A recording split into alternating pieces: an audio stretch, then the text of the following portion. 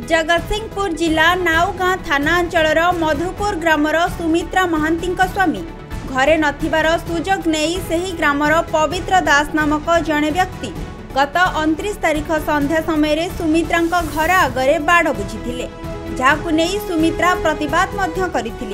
प्रतिवाद करिबारु पवित्र रागी जाई गाली गुलज करने सहित एक मारणास्त्र आक्रमण सहित सुमित्रा को टणा ओटरा करथिले। पाखरे छिड़ा होइतिबा दुई झियों को मध्य आक्रमण करिथिबा बेले यार सुजोग नहीं पवित्र सान भाई स्त्री मध्य आक्रमण नहीं ग्रामवासी को जणाइबा परे नाउगाँ थाना रे अभियोग करथिले। अभियोग कला परे पुलिस कौनसी कार्य करि नथिला जहापाई सुमित्रा बारंबार नाउगाँ थानार द्वारस्थ होइथिले मध्य विफल होइथिले। शेषरे जगतसिंहपुर जिलार एसपी निकट में दुई झियों को धरी न्याय पाइबा आशा अभियोग करिसेंती महिला सुमित्रा महांती मधुपुर से दादा बाट बुझुथिबार मु कहिबार साबଳରେ आनिकी मते माड़पिटी करथिले दी झियो को आ मते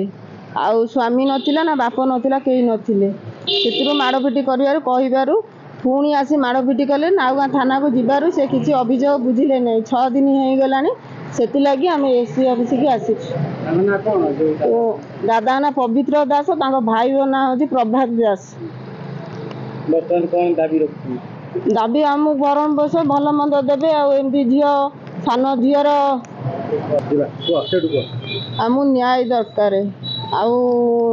सान झियो पेटू को ठिया गोइठा विधा मारी ये करी तार लिवर किडनी दोष नहीं कि मु आउ किछि ये कर पानी एससी आसी।